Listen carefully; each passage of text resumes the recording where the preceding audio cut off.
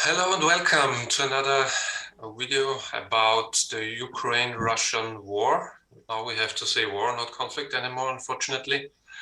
As usual, I welcome Professor Mangott, political scientist of the University of Innsbruck, expert on Russia and Eastern Europe.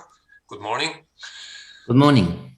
And my colleague Alexander Stipschitz, who is still residing in the Czech Republic. Good morning. Good morning. Yeah. At the moment, we can see history happening by the hour. Last time we spoke, we discussed about a possible war. Now, unfortunately, it happened. And there have been so many reactions and developments that it's quite hard to keep track about all the sanctions and re-sanctions about Russia, from Russia. So maybe in the beginning, Professor Mangott, bring us up to speed what, let's say, happened in the last 10 days. Well, to a certain extent, I was surprised that the Russian government decided to escalate this conflict with Ukraine at the highest level of possible escalation. I had expected that a ground invasion, a full ground invasion of Ukraine by Russia would not happen very likely. So I was wrong. I had this expectation because the costs of such an operation have been very high, higher than probably expected. And I had expected the Russian government not to launch this war because of the high costs. So according to my information, the Russian side, the Russian leadership was fully aware of what sanctions might come. Of course, not all of them. Of course, they were not aware of all the reactions by Western governments, say particularly the German government's decision to stop Nord Stream 2 and to invest heavily in the rearmament of the German army. Of course, not everything was expected. It could not have been expected by the Russian side. But the main sanctions that have been imposed, meanwhile, were expected according to the information I have based on contacts in Russia.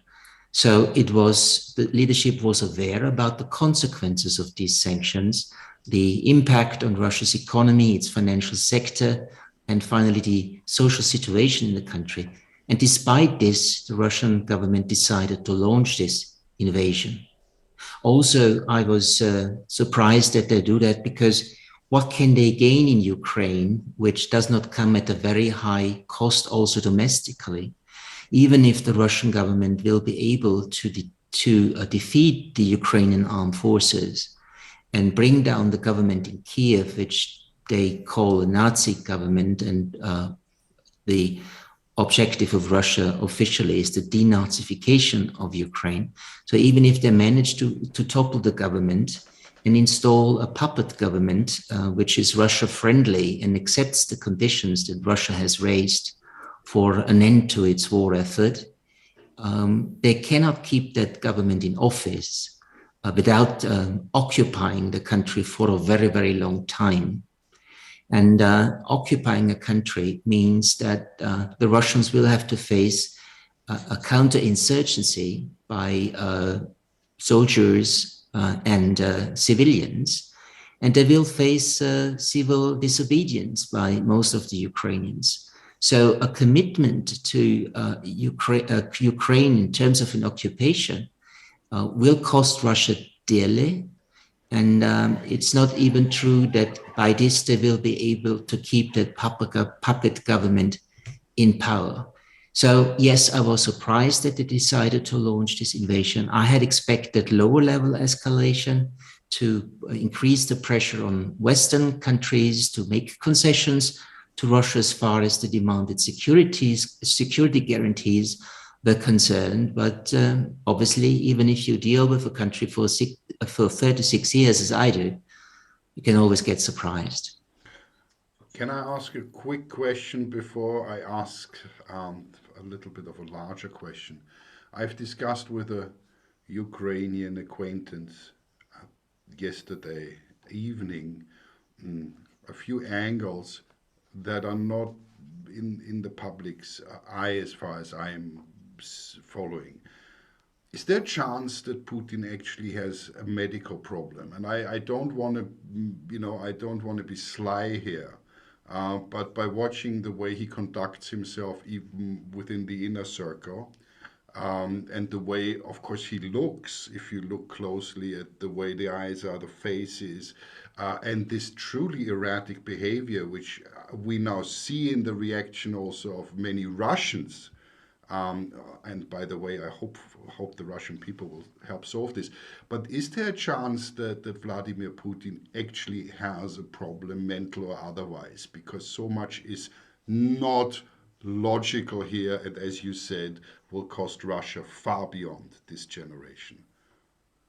Well, there is speculation that the mental state of health of Vladimir Putin is not very good. Some call him a crazy man, a crazy autocrat. I can't tell, of course, because I'm not his doctor. But we can say that probably what we consider irrationality is perfectly fine with Putin's rationality. We need to take into account that he has been isolated for 2 years. He has only a few advisors he's talking to, particularly from the military and security establishment. And we can assume that probably he doesn't get all the information that would be necessary to make such a tough decision to launch a war. Maybe he gets just selective information. He's fed by people who have their own special interests. And maybe given his authoritarian character, there's no one in the surrounding of Vladimir Putin who dares to object to what Putin argues or what Putin does. So we can argue maybe there's a special kind of information space he is living in, that based on this information deficit, he might have taken this decision. If he's physically ill, it's also hard to tell, but I agree with you. The way he looks, the way he acts, he doesn't really look very fit. And we have these rumors in Russia and abroad that Putin is facing death in the not too distant future, and actually is now doing everything he can to shape how he is covered in Russian history books. That's speculation. We had that speculation for many, many years. I can't tell, but I can agree and do agree that he doesn't look perfectly healthy. Well, let's hope he doesn't decide to go down as one of the mad tsars. I would like to continue with the following question. Yesterday, the Ukraine made the move to sign officially the application to become a European Union member. Now, I understand that and why they are doing that, but that, of course, takes all options off the table, apart maybe from neutrality, because anyway, that Vladimir Putin could agree with, in my humble opinion. So a statement was made, and it also draws now Europe in even closer than it is anyway. So I want to ask you this. Give us an overview. What is the European defensive situation, given the mess that Europe is in internally, vis-a-vis the Russian army? So with the Russians obviously willing to escalate, and the Europeans without the US, because the US has made it quite clear no soldiers on the ground as it stands, can Europe really defend itself? Is there a chance? Is it even prepared logistically to coordinate itself? Well, first to the issue of Ukrainian membership in the European Union. It's not surprising, and I agree with you, it's perfectly understandable that the current Ukrainian government is asking for membership negotiations with the European Union. It is surprising that Commission President von der Leyen has said we want them in, they are like us. But I think that's a bit weird actually to follow these statements, because there's no special procedure for Ukraine to enter immediately, as Zelensky has asked for. And actually, I do not think for the further deepening of European integration, it would be wise to take in Ukraine for many, many reasons: economic reasons, societal reasons, reasons regarding the rule of law and democratic institutions. So this is a bit emotional, and I think it's not in the interest of the European Union to give Ukraine the status of an accession country. But that's another story. I do not think that the Russians will escalate this conflict beyond the borders of Ukraine. So I do not see a threat to the European nations at the Eastern Front of both the European Union and NATO. However, you're absolutely right to say that the European armies, let's say with the exception of the UK and France, are not prepared to launch or to defend against Russia in a conventional war, if that were to happen, without the security guarantees, the military engagement of the United States.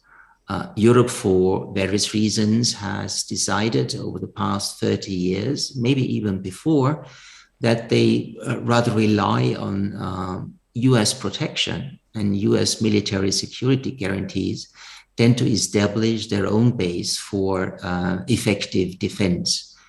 This might well change now, and we have heard the speech by German Chancellor Scholz in the Bundestag announcing heavy investment in the rearmament of the German Bundeswehr. And we have seen statements like this in several other European countries. However, this will take time. This cannot be changed overnight. But I would have preferred that the European Union would establish its own defense capability to make sovereign and autonomous decisions.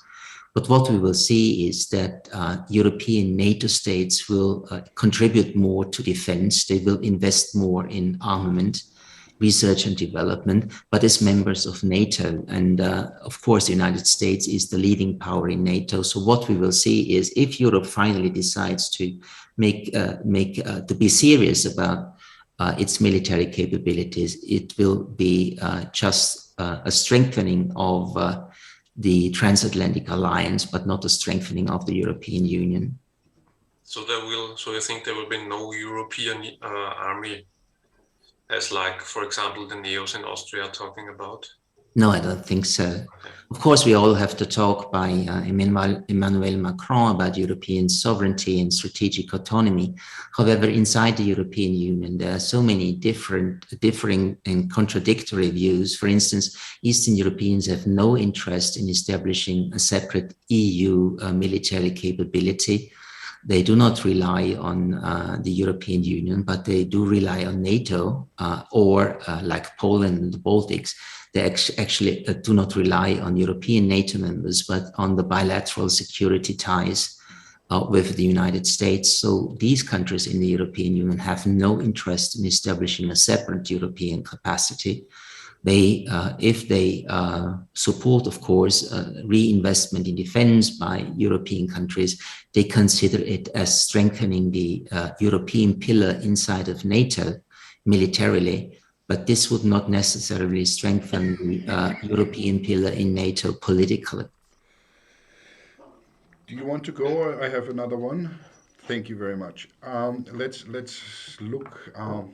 Let's do a reflective investigation. One of the things that in this current situation has been so astounding and revealing, and somehow to me also in an odd way positive, is that when a line like that gets drawn, it becomes very clear where nations and especially individuals stand.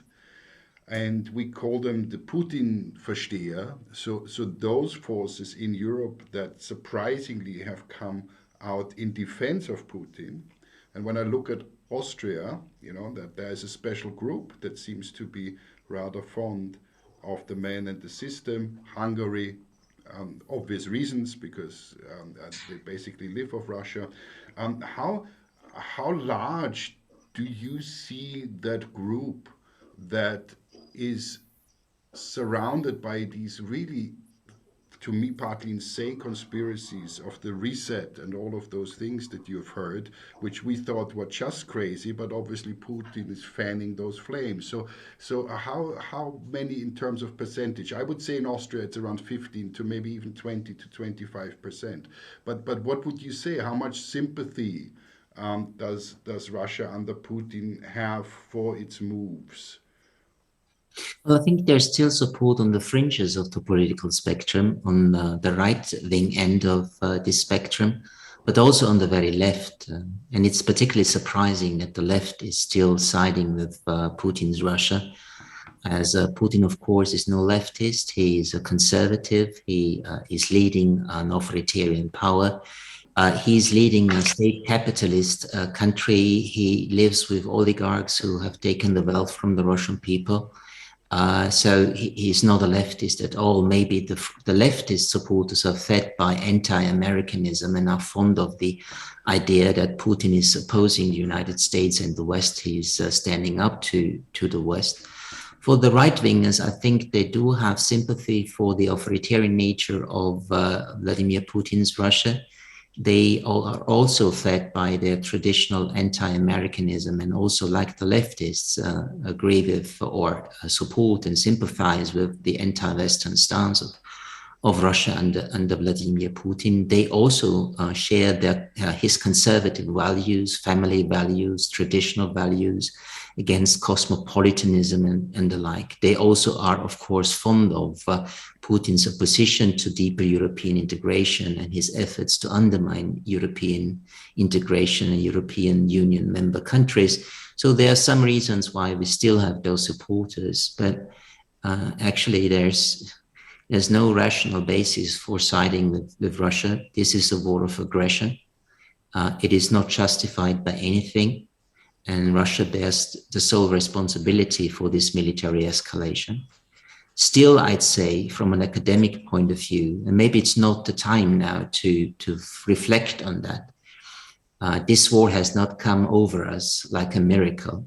We need to contextualize it historically. It has a history, and we need to find out who, at what time, decided to take policy decisions regarding Russia, and who at what time in Russia decided to shape the Russian position vis-a-vis the West, which probably has led us into the current situation. So what we need is sort of an introspection also on the Western side. What we, on the contrary, now see is that all those who have argued for a very long time that Putin is an evil person, aggressive by definition, that Russia has always been expansionist in its history, whether it was the Tsarist Russia, the Soviet Union, or now the current Russia, that these people don't see any negative contribution by the West over the past 30 years to the escalating aggressive military posture of the Russian Federation. Once again, this does not mean there's any justification for Putin's decision to launch war. But what we need is really a thorough introspection on the Western side. I am afraid, however, that room for doing that is shrinking, that the pressure on having a solid position on Russia is to blame for what has happened over the past 20 years, that there is no room for alternative views and for dissenting views, even in the academic field, let alone in the political arena.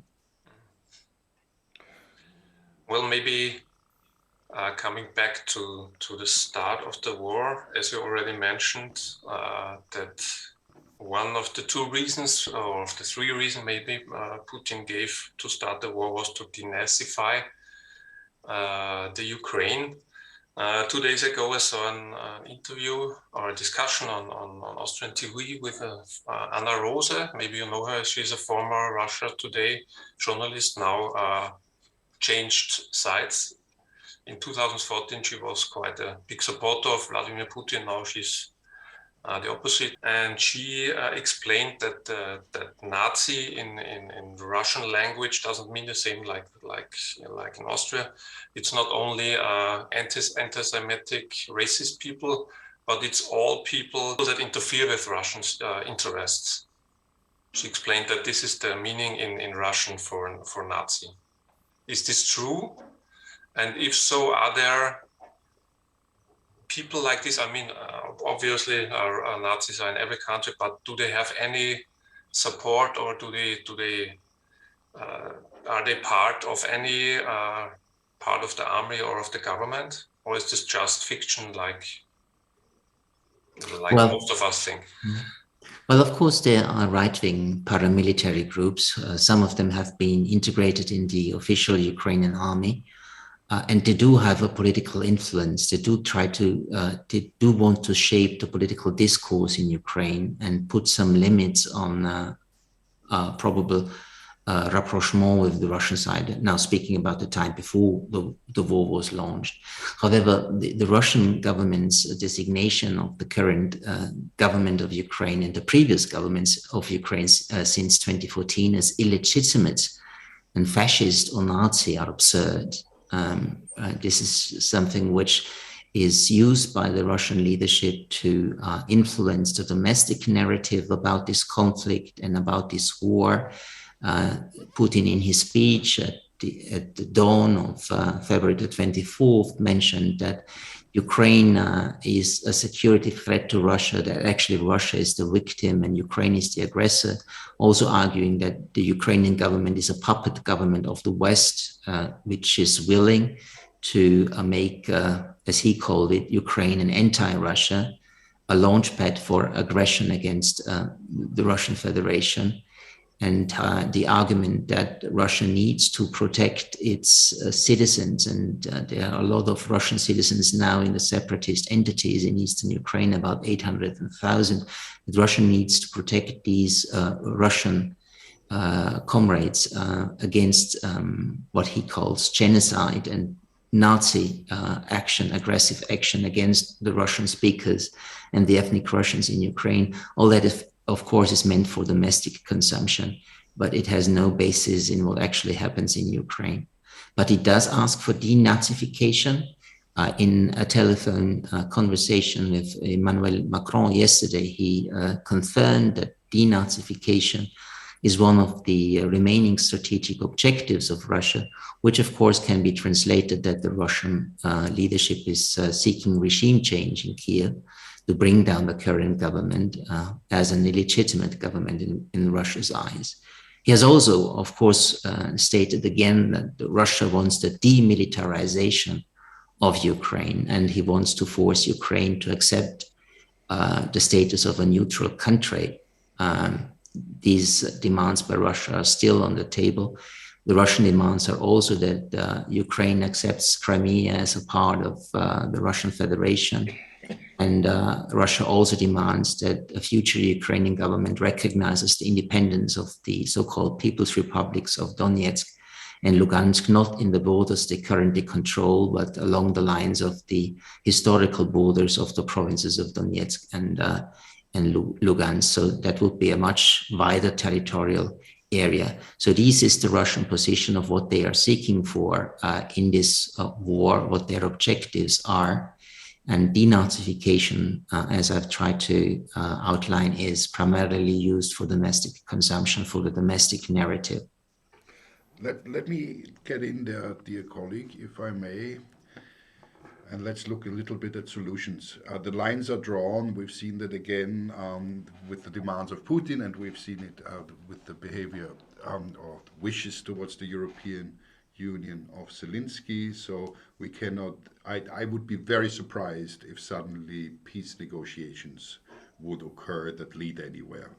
Hopefully maybe a ceasefire or something, but I do not see peace to happen very soon. How could it happen? Well, what is the situation within Russia? I remember I had a really enlightening conversation with you a couple of years back where you told me that actually within Russia it's not such that there is not some free media. It has declined again in the last couple of years, but there was, as you laid out.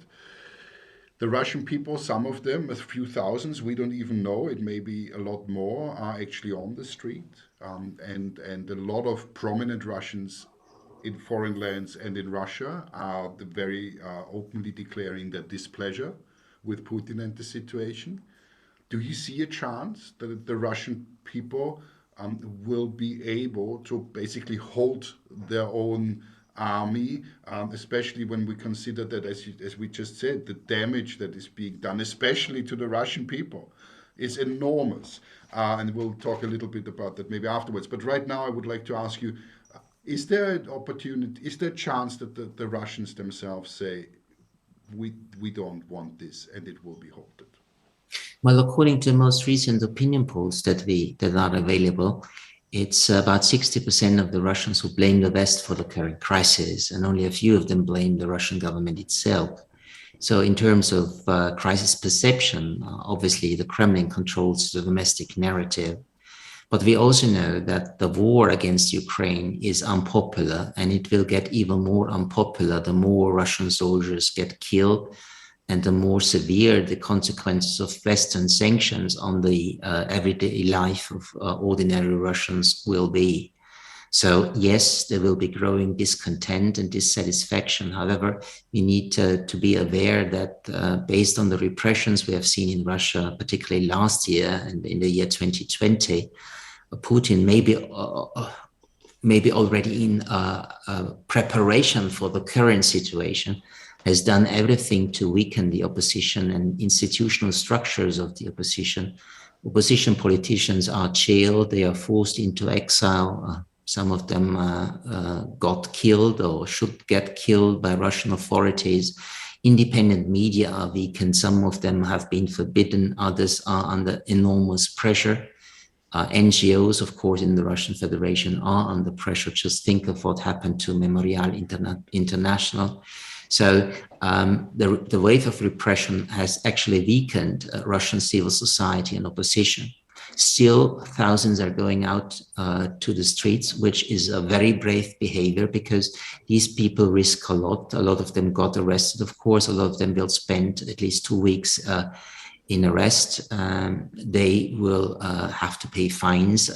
But what is also important, they will have disadvantages at their workplace, or students at their universities and school kids at their schools. So they actually risk a lot, but it's not a sufficient number, of course. And it's hard to tell how much this opposition will grow. Let's hope that there is growing opposition among the Russian population, and let's hope that the Russian leadership will take it into account.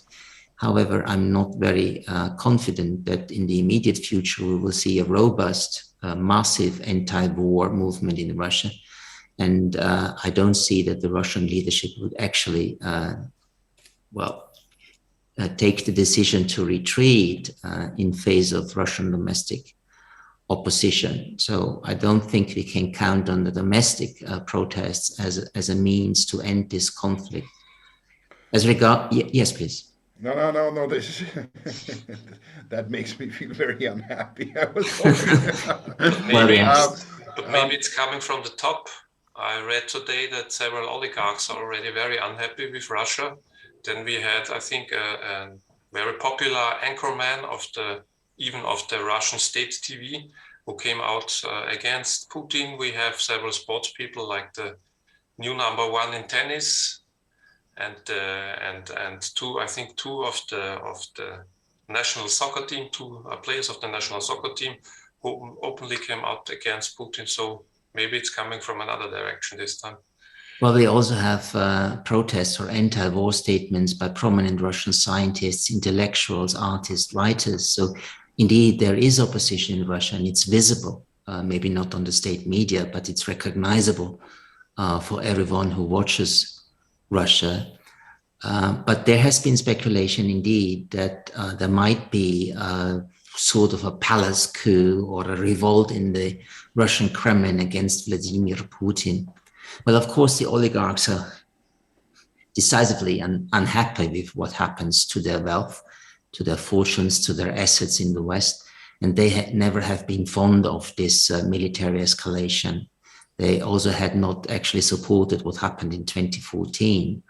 However, their influence on Vladimir Putin is very limited. So people like Deripaska or Roman Abramovich or Mikhail Friedman, who came out to oppose the Russian aggression, they don't have much of an impact on the way Putin sees or views things and how he decides.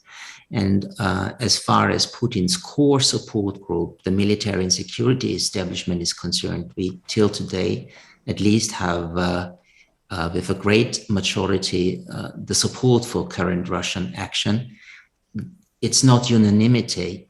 We have seen that in that bizarre meeting of the Russian Security Council, when everyone in the Security Council had to publicly state whether he supports actually aggressive action or not. We have seen the humiliation of the chief of the Russian Foreign Intelligence Service, Narishkin.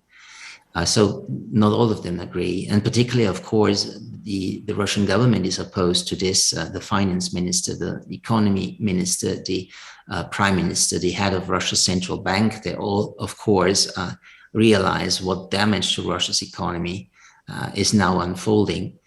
But these people do not have real political impact. So if there is a palace coup, it can only start with the military and security establishment. I don't rule this out, but we need to take into account that Putin has very, very close relations, personal relations with a lot of the leading people of that establishment, say with the Secretary of the Security Council, Nikolai Patrushev, with Defense Minister Sergei Shoigu, or with Domestic Intelligence Director Alexander Bortnikov. So there are personal ties, strong ties that have been established over the past decades. Some of them are classmates of Vladimir Putin when he entered the KGB in 1975. So this is a solid group, which for the time being, I do not see likely to see cleavages inside. I can't rule it out, but the hope that Putin will be dismissed, sacked, ousted, whatever, by his own people in the political elite, I don't see as particularly high. Well, again, you make me very unhappy. So, okay, not only me. Then let's go a step further as our time is slowly drawing to a close. Switzerland has made an interesting move in its history, a historic move indeed, by deciding that it was not opposed to its very, very solid neutrality to freeze accounts. The SWIFT measures that we discussed in our last meeting have today, today they are being imposed. That will, of course, hurt quite tremendously. But from all that we are saying, and all that you are saying specifically, we don't see in the nearest future a way that this conflict will end. Now, it's very hard to speculate where it's going, but already we have got the nuclear option. Putin put his nuclear forces in alarm. Now, we are talking here like really now the serious stuff. At what point will it be inevitable that the US gets involved?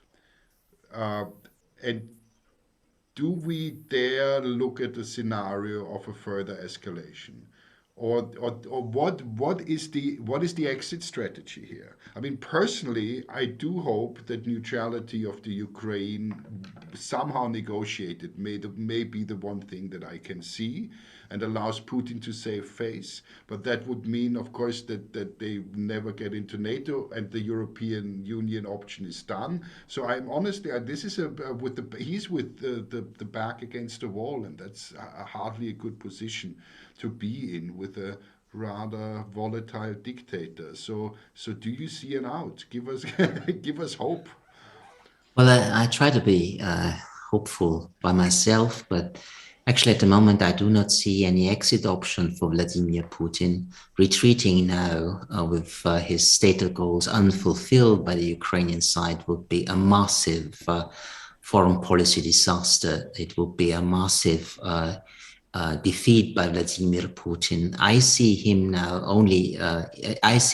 in the position of only moving forward to increase military pressure, to increase the military brutality, including against civilians. So he will push forward. He needs to win this war as he sees it. So I don't see an exit option at the moment if he sticks with all the demands that we have spoken about before. As regards the neutral status, I've argued in the past, and I was very much criticized for it, would it not have been better for the Ukrainian people to impose neutrality on Ukraine? My argument is the Western countries obviously were convinced that Russia will launch a war against Ukraine. At the same time, NATO was ruling out, the US was ruling out any military activity or military support of Ukraine by the soldiers of NATO member countries. And everybody expected that Ukraine will finally not be able to withstand the military pressure by the Russian side. So given the fact that everybody expected that Ukraine will face this war and will lose this war and will not be supported by foreign troops to help defend against the Russians, why was it necessary to keep up or to stick to this principle of an open door that NATO policy is, namely that every country which fulfills the criteria is allowed to join the North Atlantic Treaty Organization? Why did they stick on this idea of the freedom of choice for every country as regards its security dispositive, so meaning its alliances, if the obvious result of that position would be Ukrainian suffering? Of course, Ukraine has and still does object to a neutral status, and neutrality would have to be imposed on Ukraine. But actually, from a Verantwortungsethik point of view, wouldn't it have been better for Ukraine to accept this imposed neutrality than to face the atrocities of war? So this is a criticism I do have regarding the Western negotiation position in the past 2 months. As regards an escalation, well, what we see at the moment is indeed, maybe we should not use the term war, but what we see is a clear confrontation between the West and Russia, with these sanctions imposed, with the strengthening of NATO's military presence in Eastern Europe, with arms shipments to Ukraine by the United States and many European countries now, including even Germany, with financial support, economic support, political and diplomatic support. So there's, so to speak, an all-out aggressive interaction between Russia and the West. The only thing that has not happened yet is that the West contributes its own military forces to help defend Ukraine. And I don't think that this will happen. I almost completely rule it out. But actually, there is something like a war between the West and Russia. It has been unfolding over the past days in a manner which surprised me to a certain extent. So I don't see that there are any substantial forces in the West who would want to help Russia to find a way out, to find an exit option in this military confrontation. But most of the European and transatlantic leaders are willing to confront Russia to the greatest extent possible and actually punish Russia to an extent that they expect Russia can no longer bear. We don't want to end it here. I don't want to end it here. So let me summarize that what you said. Basically, Putin is going to take the Ukraine, and we're going to have a certain standoff again between the West and the East for however long it takes until this regime falls, and then the West hopes that it can renegotiate and then change the situation afterwards. That's what I would predict right now. Then let me quickly ask, I personally do not currently see an escalation on the world stage, although that aspect, it's in the air. The Chinese have so far abstained. I think they're making a calculation how much of their stuff they'd rather sell in Europe and America, vis-a-vis Russia. But the Taiwan situation is so similar in so many ways. So personally, do you see currently the danger of this front in the southern Chinese Sea opening? And by saying that, we are saying, will Putin, will China, is there a chance we risk what people are writing on the walls, a possible World War III? I don't want to be alarmist, but in my lifetime, it's never been that iffy, if I may say so. And to which extent will China support Russia? Because Russia will need any help they can get. Right, after all these sanctions. without help, the they will financial, not last. the economic help. Yeah, how far is China willing to go? Well, there's a strong personal relationship between Xi and Putin. And of course, these countries share a lot of common interests. And it's not an alliance, but a very strong alignment between these two nations. However, if the Russian leadership expected China to actually outweigh all the negative consequences of Western sanctions by support vis-a-vis Russia, financial and economic support, I think they are wrong, because Chinese companies do not want to get sanctioned by the West, particularly by the United States, if they engage in trade or financing of Russia. What we can see will be some limited support by small state-owned Chinese banks, which do not have a very strong presence on the international financial market. So there will be some sort of financial aid. There will be, of course, an expansion of trade to the extent possible, but China is not in the position, and most importantly, it doesn't want to help Russia out of the current crisis and the sanctions impact on the Russian economy and the financial sector. China might decide to go militarily against Taiwan. I don't expect it for now, however. I think Xi is waiting for the decision in the fall of this year about re-electing him as the president of China. I don't think he does want to whip up tensions before that has happened. But a Chinese aggression against Taiwan is always possible. With regard of Ukraine, China has become public and stated that the sovereignty and independence of every country should be accepted, obviously, of course, referring to Russia's actions against Ukraine. And the Chinese leadership has also indicated that it favors a negotiated solution between the two countries. However, I don't think these public statements actually are messages to the Russians, because the Russians know about this Chinese position, and vis-a-vis Russia, the Chinese would communicate it in a non-official manner, non-public manner. But I think these statements by China are a signal to the West to reassure the West that China will not actually support Russia to the extent that the Russians are expecting it or requesting it. And China does not want to support Russia in this conflict in a way that would further harm its ties with the West, with the United States, with the European Union. At the end of the day, however, we might say that China, despite the fact that they are economically integrated with both Russia and Ukraine, profit from the current conflict. First of all, Russia gets more and more dependent on China, so Russia will become more and more a junior partner of China in this alignment, in this détente, in this entente between Russia and China. And secondly, what this conflict in Europe will mean is that the United States has to remain in Europe as the key security provider and the key security guarantor in Europe, which means additional military presence, financial commitment, political commitment.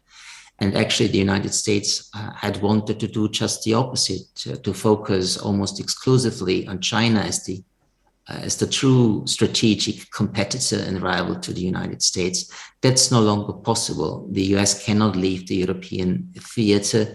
Europeans are not capable of defending themselves. So the US needs to remain engaged in Europe, which of course means they cannot focus exclusively on their conflict, their confrontation with China. And in this respect, China is going to profit from the current developments. Then I don't know. Where's the ray of sunlight? As I project myself forward into the future of my very little children, could it be that, or what could we do? Maybe let me phrase this like that. Europe, we should talk about this again. Europe has over half a billion people. The US has only 320,000. Russia, much less, 130,000, I think. Million. What? Sorry? Million. Sorry, pardon. The declining. So Russian declining, Europe also declining. But you said Europe is incapable of doing that. What can we do to change it? Because that would indeed change the whole equation. I would free up the Americans from the responsibility for Europe if Europe could sort itself out, basically.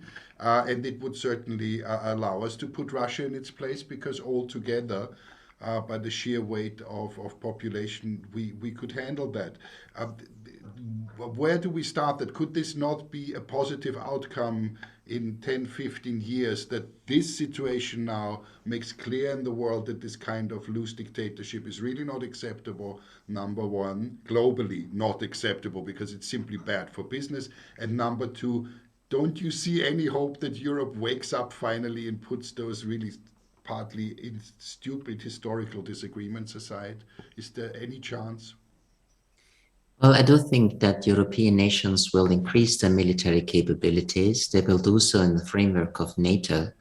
But in order to be capable of defending Europe against an aggression by the Russian Federation, this will take 10, 15, maybe 20 years. So there's no immediate solution to the European dependence on the United States as the security provider for Europe.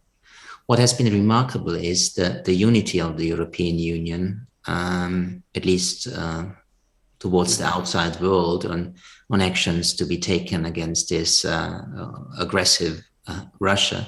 Whether this will lead to further political integration, I don't know. I do hope it will have an impact on the readiness and willingness of European Union countries to deepen integration in various respects. I'm not sure about it, and everyone who is talking about further expansion, including Ukraine, which is a very weird idea, as I've stated, actually weakens this drive towards deeper political integration in the European Union, because the EU would take so many problems on board. It would be even less cohesive. It would have new, very strong commitments to take towards a country like Ukraine. So I hope that this maybe emotionally based support now for Ukraine becoming a member of the European Union, not now, but not in the too distant future, that this more emotional reaction will actually disappear, and we will return to reality and realize that what the European Union needs now is not enlargement, but deepening of integration, and any further enlargement would actually weaken a deeper political integration, which will be difficult anyways because of the different ideas, particularly Eastern European unions have about the finalité of European integration. But let's hope that Europe has now realized that it needs to take care of its security. I would have preferred to see a European Union defense capability, which would have allowed the European Union to act autonomous, to act sovereign. What we will have instead is not a European Union army or EU military capability, but it will all be within NATO, which also means that the European nations will remain tied in many respects to the United States and the dominance of the US in the Western military alliance. Thank you. Well, I think then we'll wrap this conversation up for today, but I'm quite sure we will be back soon. And hopefully still with open windows and not in some bunker somewhere. Yeah, I hope that too. And I actually do hope that I'm completely wrong in my negative expectations. I hope it for all of us. Yes, absolutely. Of course, yeah. I think. Okay, then thank you for today, for the analysis, and we will be back soon. Thank you. Good night and good luck.